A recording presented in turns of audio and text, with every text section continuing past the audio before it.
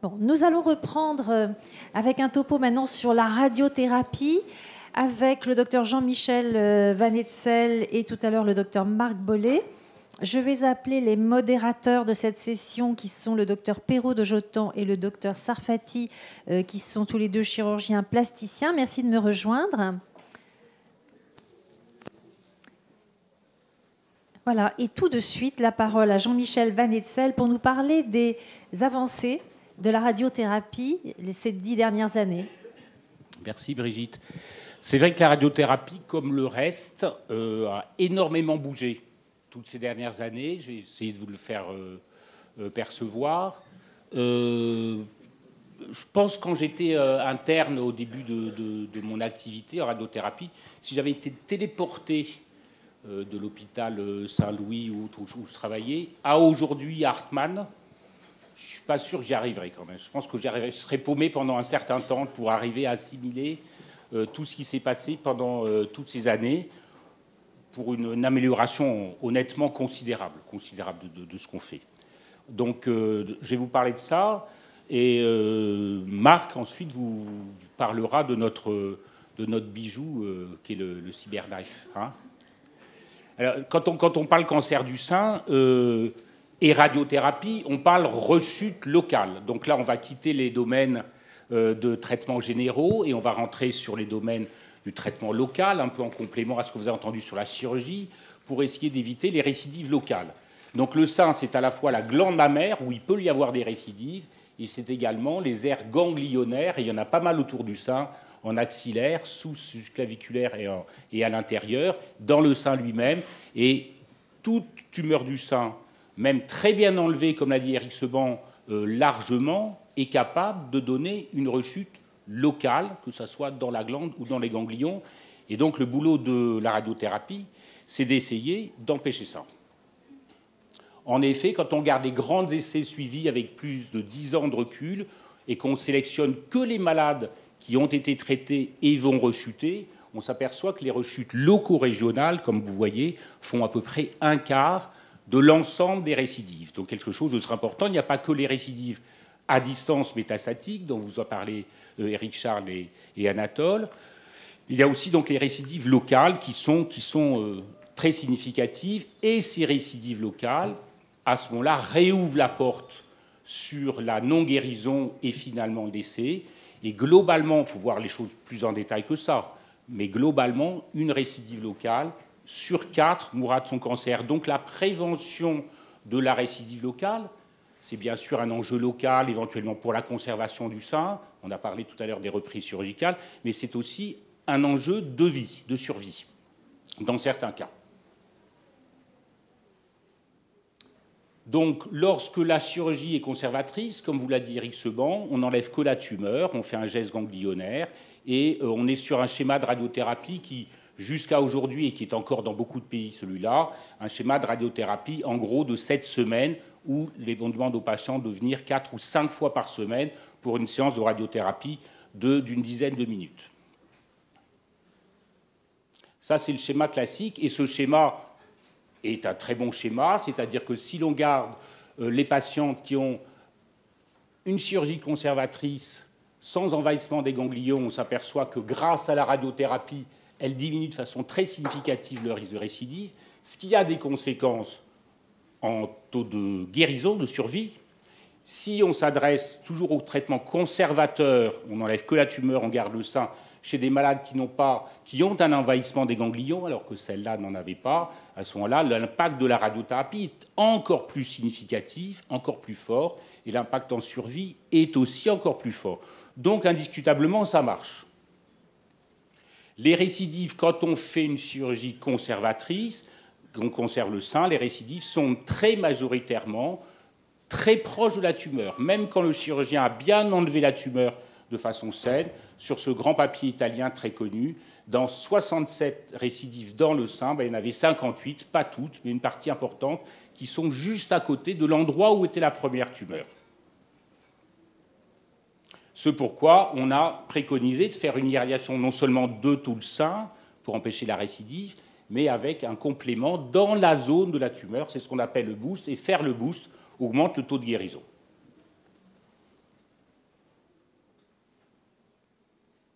Les récidives les plus embêtantes sont celles après mammectomie, et c'est surtout celles-là qui engagent les mortalités. Vous voyez là, dans ces séries, les récidives après mammectomie, on n'a pas conservé le sein, sont plus difficiles à rattraper et sont plus souvent, finalement, cause de généralisation et d'une mortalité. C'est pourquoi donc, on est amené à éventuellement faire des rayons après mammectomie pour éviter cette récidive locale que je viens de vous montrer.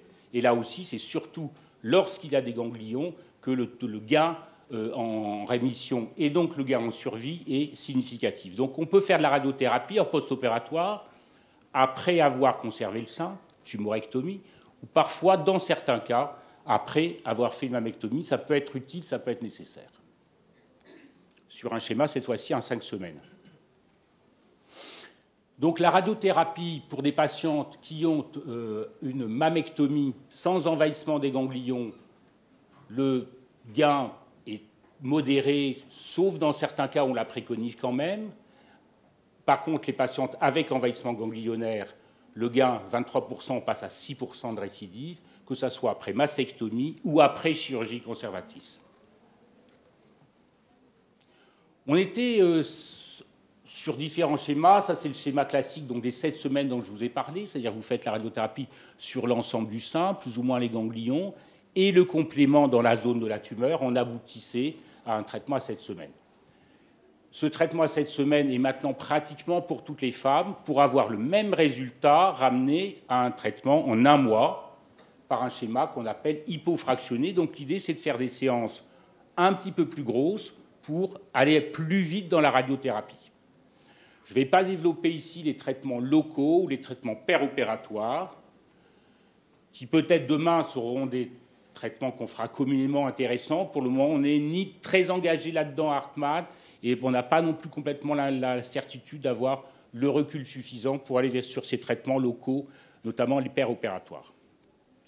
Donc les schémas d'hypofractionnement, donc pour accélérer la radiothérapie, c'est ce schéma-là, ces schémas-là, notamment le schéma canadien, le schéma START-B, où à l'irradiation du sein, donc on va rajouter le boost ici, on va donc avoir un traitement qui s'étale sur 1 mois.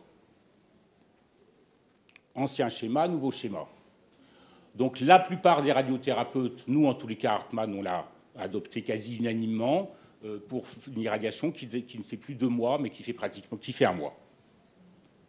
Et l'ASTRO, la Société américaine de radiothérapie, a validé cet hypofractionnement accéléré en 2018 récemment.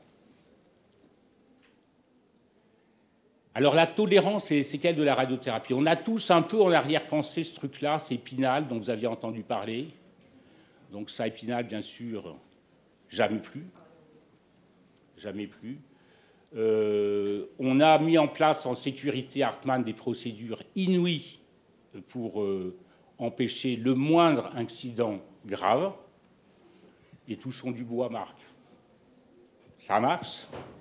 On y arrive, mais c'est vrai que pour vous faire une idée, le centre d'Hartmann, c'est aujourd'hui quasiment 4000 malades par an irradiés, et c'est comme les avions.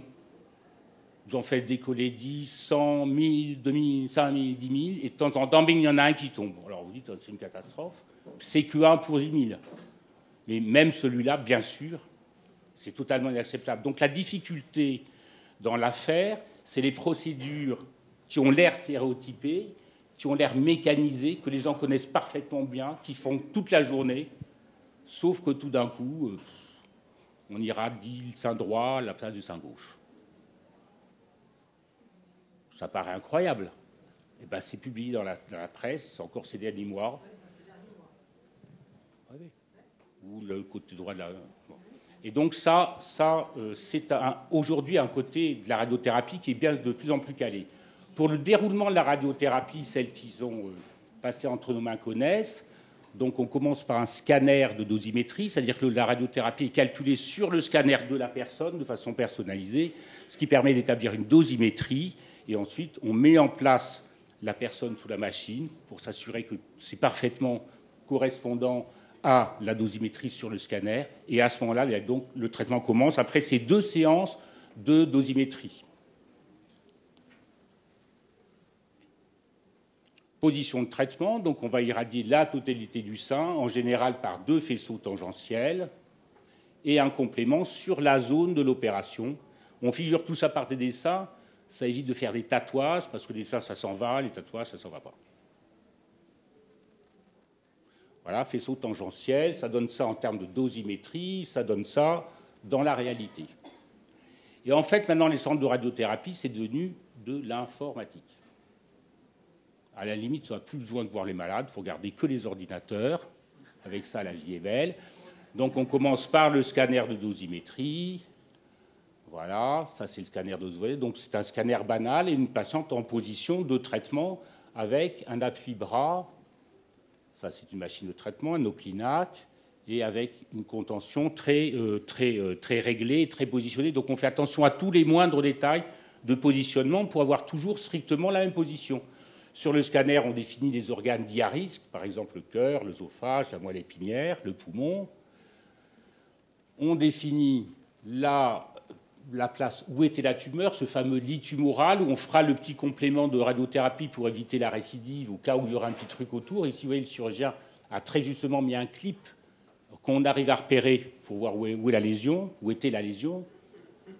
Et ça aboutit donc à une dosimétrie pour prendre l'endroit de lit tumoral, le sein, et ne pas irradier. Donc une radiothérapie la plus précise possible et la plus sûre possible. Et ça donne en reconstitution informatique un champ, le sein, le lit tumoral, et ici une irradiation de certaines aires ganglionnaires. Et des courbes isodoses, où là, ça c'est ce qu'on veut faire, et ça c'est ce qu'on veut éviter. Vous voyez qu'il n'y a pas photo entre ce qu'on veut éviter, les doses reçues aux organes sains et les organes qu'on veut traiter. Et nos machines, les rayons, ça sort par là. Et maintenant, nos machines ont des collimateurs avec des lames, ce qui permet de faire varier la forme du rayonnement. Et donc, on a accumulé des complexités à base d'informatique pour arriver à faire de plus en plus ce qu'on veut en termes de volume irradié. Et donc, on peut arriver à ne pas irradier derrière et irradier préférentiellement certaines régions et pas d'autres. Donc, avec des volumes d'irradiation qui peuvent être de plus en plus compliqués grâce à ces procédures informatiques de plus en plus fiables et compliquées. Mais la radiothérapie, on a appris qu'il y a à l'instant de la séance des phénomènes immédiats au niveau des cellules, radicaux libres, des réactions biochimiques, dans les minutes qui suivent des réparations cellulaires, dans les jours qui suivent la mort cellulaire, et ensuite dans les mois et dans les années qui suivent, il y a aussi d'autres conséquences. C'est-à-dire l'histoire d'un tissu irradié, c'est une très longue histoire, et c'est même une histoire qui dure toute la vie. Et ça a des conséquences importantes à plein de niveaux. Alors ça c'est une patiente que j'avais irradiée au cobalt il y a très longtemps. Je ne vais pas vous dire combien, je ne vous le dire pas, mais il y a très très longtemps. Et donc vous voyez que voilà, on était sur des résultats comme ça s'appelle des télangiectasies. Vous voyez l'aspect scléreux de la chaîne d'irradiation des ganglions du milieu, vous voyez un sein qui est rétracté, qui est assez cartonné. On avait fréquemment, quand j'ai commencé la radiothérapie, des résultats comme ça, et on estimait que c'était comme ça, quoi. Alors j'en ai d'autres à vous proposer. Celle-là, c'est le même topo, à peu près, un sein rétracté, vous voyez, qui est luisant. Elle a le total parce qu'elle a en plus gagné un gros bras. Alors le résultat esthétique est en partie mauvais chirurgicalement, comme dirait Xeban. La radiothérapie a rajouté un coup. La malade va toujours très bien pour un cancer qui était très grave, très évolué, plein de ganglions envahis. Elle est très contente, mais chaque année, quand je la vois en consultation, je me dis, mais elle est très contente. Mais aujourd'hui, on a envie de faire ça. Hein, vous êtes d'accord? Voilà. Donc ça, c'est l'autre version. Donc elle, la question, c'est de quel côté on l'a irradié. Celui qui trouve gagne un bisou de Brigitte Van-Cohen. Alors la réponse, c'est les deux côtés. Donc personne n'a trouvé. Non, je vous jure, hein, c'est les deux côtés. Elle, c'était à droite. Donc une des rares séquelles, dans les meilleurs cas de la radiothérapie, c'est le petit pâlissement du mamelon. Hein. Les cicatrices sous les régions pigmentées peuvent pâlir un peu avec les rayons. Ce qui fait parfois que les chirurgiens sont très contents en disant « mes cicatrices, on ne les voit pas forcément, on les a irradiées ». Il ne faut pas leur dire, hein, mais... donc la radiothérapie, ça peut donner comme ça ce petit aspect-là. Voilà. Bon, là, c'est côté droit. Voilà, alors la tolérance court terme, les malades que je viens de vous montrer, les 3 malades que je viens de vous montrer, c'est 6 mois, 1 an, 2 ans après la radiothérapie. Ça, c'est juste à la fin de la radiothérapie. Donc la malade, elle a des seins, elle a ses plastiques qui couvrent les seins pour les protéger. Elle est à la fin de la radiothérapie, juste à la fin. Donc elle a ce qu'on appelle une radioépithélite, ce que vous appelez, vous, un coup de soleil. Voilà. Donc déjà, ça, c'est le coup de soleil. Pas mal. Pas mal. C'est souvent beaucoup moins que ça. D'accord ? Alors, celles qui me disent elle a dû avoir à faire un magnétiseur. Bon. Ça, quand on dit les grandes brûlures, je vous dis ça pour vous dire, voilà, ça, c'est une réaction inflammatoire déjà assez significative quand même. Hein, c'est souvent moins que ça, juste à la fin de la radiothérapie. Un peu plus tard, le sein, la réaction inflammatoire s'atténue et c'est surtout le complément tumoral qu'on continue à voir. Là, à peine. Voilà, puis là, je voulais sortir des jeunes femmes avec des seins magnifiques pour présenter des femmes plus mûres, on va dire. Et pas tomber dans la banalité. Voilà, c'était sein droit, il est un peu plus clair que le gauche. Voilà. Mais qu'on a quand même quotidiennement ces résultats-là. Ces photos-là, je les ai prises ces jours-ci en consultation de surveillance. Là, je crois que c'est le sein droit aussi. Elles ont leur âge, mais on ne peut pas dire que la radiothérapie est donnée. On ne peut pas dire « Waouh, vous avez fait des rayons, c'est brûlé, c'est machin ». Non. Et très fréquemment, on a ça comme résultat aujourd'hui. Alors, on a ça parce qu'elles ont été bien opérées, comme l'a dit Eric. Hein, c'est vrai que quand on a une mauvaise intervention chirurgicale, qu'on rajoute la radiothérapie, ça aggrave les choses. Mais on retombe sur le problème de la chaîne de compétences, quand successivement chacun fait au mieux. Souvent, en général, on a des résultats de ce type pour des chirurgies de conservation mammaire. Hein. Jean-Michel, nous sommes un petit peu en retard. Aucun problème. La tolérance, elle est moins bonne, notamment, je vous signale, chez les femmes diabétiques, les femmes fumeuses, les femmes ayant une surcharge pondérale, ça dégrade la qualité de la tolérance. Ça, c'est le tabagisme. Vous voyez, un fort tabagisme, ça vous donne des télangiectasies dans le complément tumoral, qui est gérable par du laser. Mais voilà, ça ne se passe pas toujours aussi bien. Dans l'avenir, on traitera plus de femmes probablement âgées, avec plus de chirurgie conservatrice et moins de traitements médico-agressifs, peut-être des traitements locaux. Ça, c'est notre pote Henri Hartmann, voilà, qui était un grand chirurgien cancérologue. Installation Hartmann de premier cobalt en 1955. Pas mal, hein? Ouais. Pas mal. Voilà, donc la radiothérapie, elle a bien démontré son intérêt, elle est de plus en plus précise, elle est de plus en plus sécurisée, donc il faut que les femmes y aillent sereinement. Elle est aujourd'hui complètement verrouillée sur le plan sécurité, elle donne moins de complications, elle est quand même beaucoup mieux tolérée, même dans la technique hypofractionnée accélérée. Et les progrès, ça sera sûrement de la personnaliser davantage en fonction des critères cliniques, ce qu'on essaie de faire, et des critères biologiques qui vous ont été avancés précédemment. Et ça, il y a encore du boulot à faire et des progrès à faire. Donc, on reviendra les années prochaines, ma chère Brigitte. Marc. Merci. La parole est au docteur Marc Bollé, radiothérapeute. Bonjour à tous. Donc, après avoir parlé du traitement loco-régional, je vais vous parler un instant de la situation métastatique. Et souvent, quand on parle d'un cancer métastatique, on a une vision qui est assez binaire. On se dit, eh bien, lorsque en blanc ici, la maladie n'a pas diffusé... Ah oui, ça ne fonctionne pas. Lorsque la maladie en blanc ici est restée à un stade local, eh bien, avant tout, c'est le traitement local ou loco-régional, comme disait Jean-Michel, qui doit être instauré. Alors que lorsque la maladie a montré qu'elle avait essaimé en dehors de l'organe primitif et donc est devenue métastatique, eh bien, avant tout, c'est un traitement général, un traitement systémique dont vous ont parlé Anatole et Éric Charles. En fait, la vision peut être un peu moins contrastée et, eh bien, comme vous l'avez vu, dans le traitement d'un cancer localisé, où il n'y a pas de signe d'extension à distance, comme c'est le cas pour le cancer du sein, eh bien, malgré tout, on peut être amené à prescrire des traitements systémiques pour éviter, ou d'une certaine façon, pour éradiquer les éventuelles cellules cancéreuses qui pourraient être allées se loger ailleurs au niveau du corps. Eh bien, de la même façon, il y a un îlot blanc dans cet océan noir qui est le traitement local d'un cancer qui a déjà diffusé en dehors de son organe primitif. Et c'est ce dont on va parler. Alors, il faut bien avoir à l'esprit, là c'était en 2001 et c'est encore plus le cas actuellement, que quand on se promène dans la rue, ou même quand on regarde dans cette salle, mais là il y a un petit biais de recrutement dans cette salle, mais quand on se promène dans la rue et qu'on va chez son boulanger, eh bien la personne qui est devant nous dans la file d'attente ou derrière nous dans la file d'attente a pu être concernée par un cancer. Ça concerne un très grand nombre d'entre nous. En 2001, il disait un Américain sur 30. Une deuxième est que ce taux avait augmenté, avait été multiplié par 3 en 30 ans.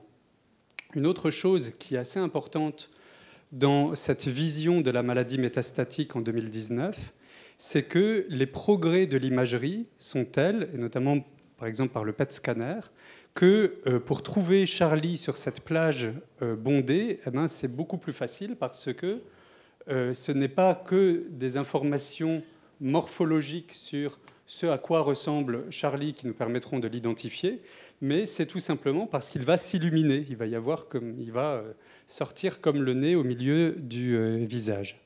Et cette nouveauté dans la prise en charge diagnostique ou de surveillance du cancer font qu'on est confronté à une situation qu'on appelle oligométastatique. Ça veut dire un cancer certes métastatique, mais qui, pour l'instant, ne concerne que quelques rares oligocytes métastatiques. Et à ce moment-là, eh bien, comme on l'a vu en préambule, il y a la possibilité de faire des traitements locaux.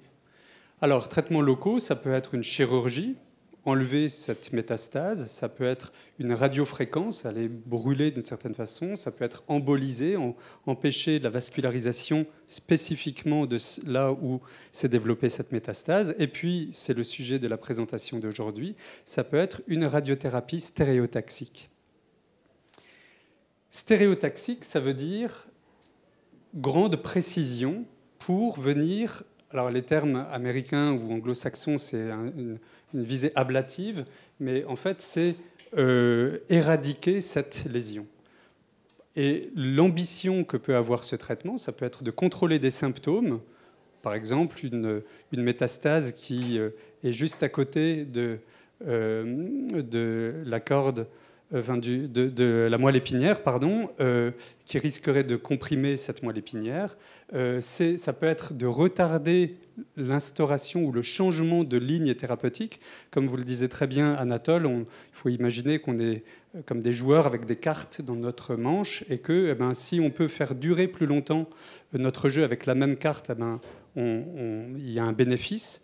Ça peut être également, et on peut l'espérer, en certains cas, on a l'impression de l'avoir démontré, d'obtenir la guérison parce que, en fait, les quelques sites métastatiques n'ont pas été la partie émergée de l'iceberg, sous-entendu, il y avait beaucoup d'autres sites qui n'étaient pas encore visibles, mais par chance, ont été les seuls endroits où, pour l'instant, le cancer était venu se ficher, entre guillemets. Et c'est surtout le cas lorsque les métastases sont découvertes très longtemps après le diagnostic du traitement initial. Cette radiothérapie a pour particularité d'être non invasive par rapport à une chirurgie qui, elle, l'est, d'avoir peu de séances, parce qu'on délivre de très fortes doses à chaque séance de traitement, et d'avoir encore une fois cette visée, cette ambition ablative en très mauvais français. Alors, on en parle de plus en plus dans la littérature, mais en fait, elle vient de cet homme qui s'appelle Leksell, qui est un neurochirurgien suédois, qui a développé une radiothérapie de très haute précision en Suède en faisant en sorte de visser dans le crâne des patients des vis pour pouvoir mettre en place un cadre. Et ce cadre avait des tiges métalliques qui permettaient d'avoir une information à un très haut niveau de précision, inframillimétrique, dans les 3 plans de l'espace, puisque non seulement on avait l'information sur un axe qu'on appelle axial, mais on avait également une information sur l'axe crânio-caudal, c'est-à-dire tête-pied, parce que la tige métallique nous donnait, en fonction de l'espacement entre un axe vertical, la notion de hauteur. Et puis, bien sûr, il y a eu des progrès très importants et différents plateaux techniques ont pu être développés. Nous, on utilise le CyberKnife qui a plus de 20 ans, mais qui a connu, lui, des progrès très significatifs. Et Jean-Michel le disait, grâce à l'informatique en particulier, grâce à des développements de plus en plus petits et qui permettent de traiter des lésions au niveau de la rétine, des lésions à l'intérieur même de la moelle épinière ou bien sûr au niveau de l'encéphale. Donc cette radiothérapie qui s'appelle le Cyber ou CyberKnife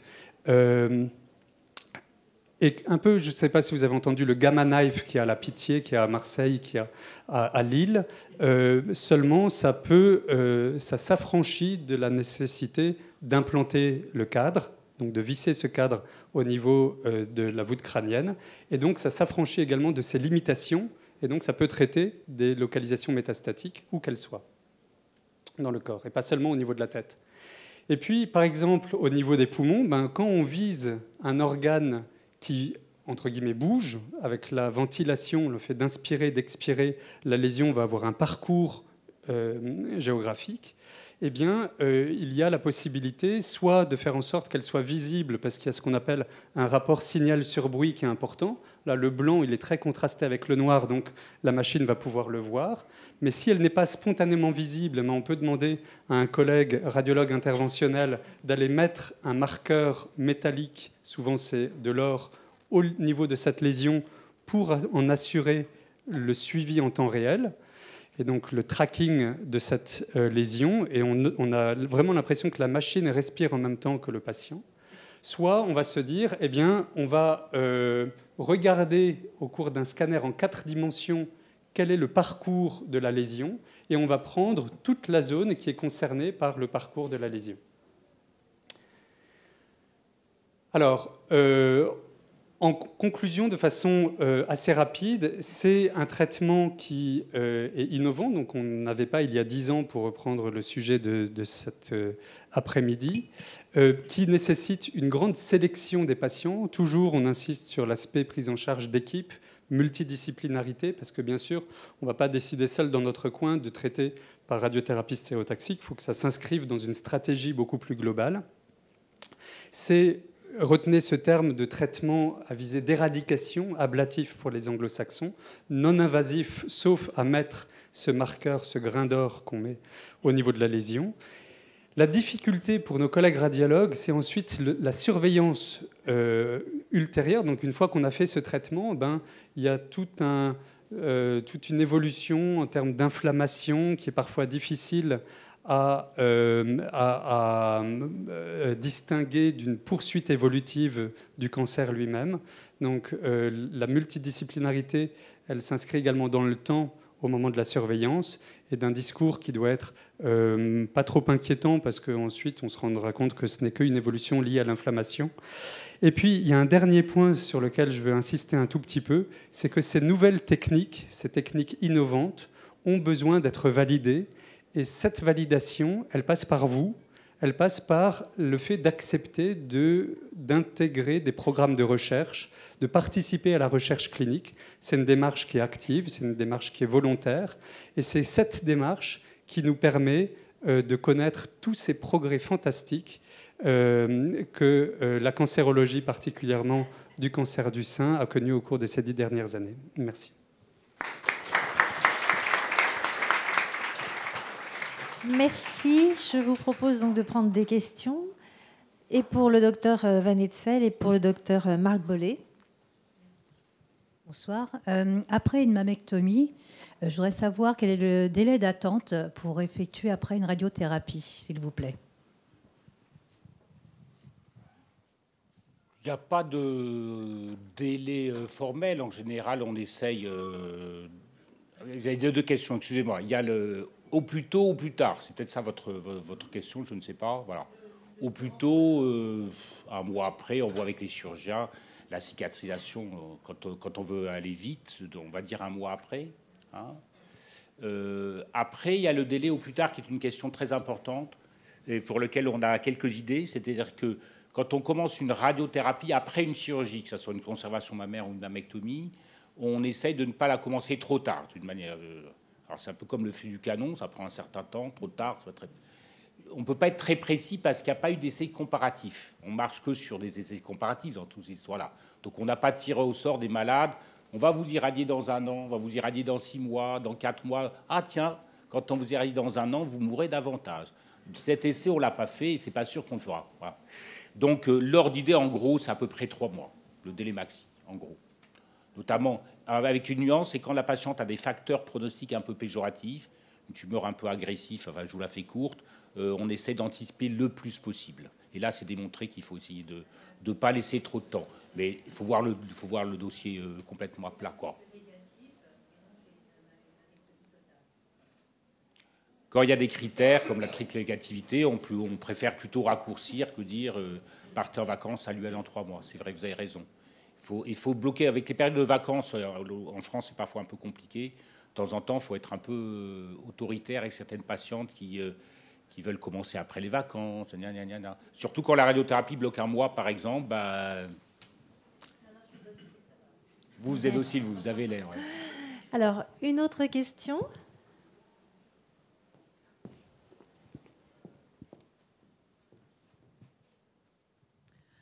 J'aimerais savoir si vous êtes souvent confronté à des patientes qui n'ont pas la possibilité de prendre la position nécessaire pour les traitements, donc avec le bras au-dessus de la tête, avec des pertes d'amplitude articulaire au niveau de l'épaule, ce qui peut amener à différer en fait le commencement du traitement.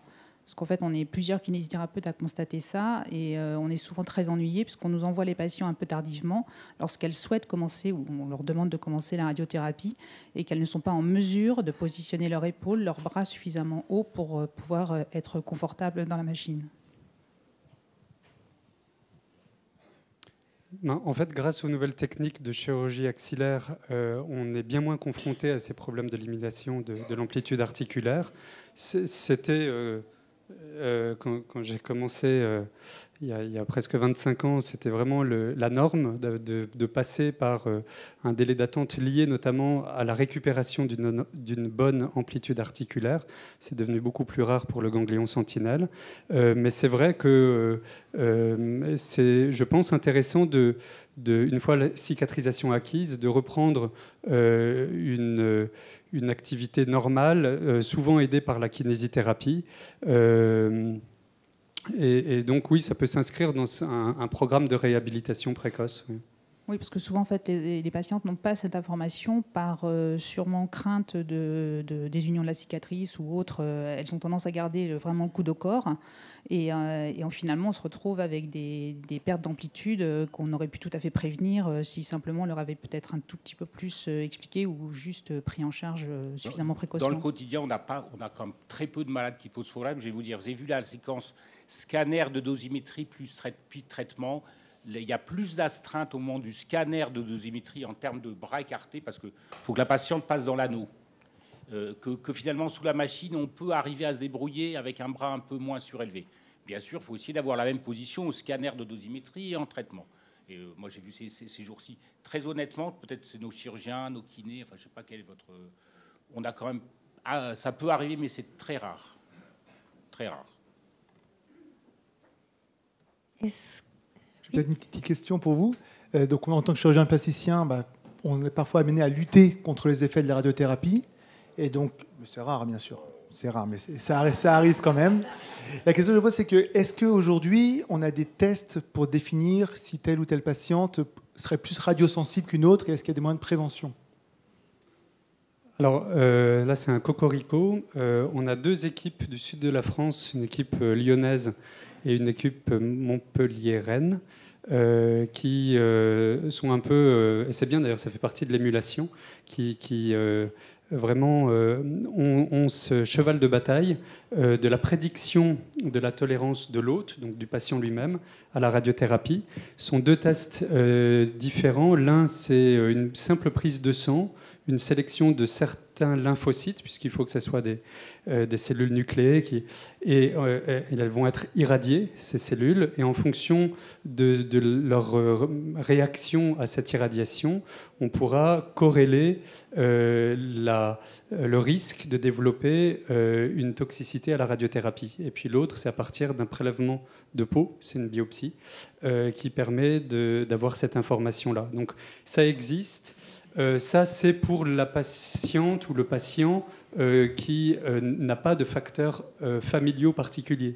Parce que bien sûr, si on a la notion qu'il y a une association de certains cancers un peu inhabituels, sarcome, et bien à ce moment-là, on aura d'autres facteurs génétiques à l'esprit, comme le liphoménie, une mutation d'une protéine qui s'appelle le P53, qui, elle, rend très sensible la personne à la radiothérapie, qui peut même la contre-indiquer, ou alors il peut y avoir d'autres facteurs des gènes de la réparation de l'ADN qui sont altérés et qui nécessiteront à ce moment-là des tests spécifiques. Mais pour la personne tout venante, il y a ces 2 tests français dont on parle.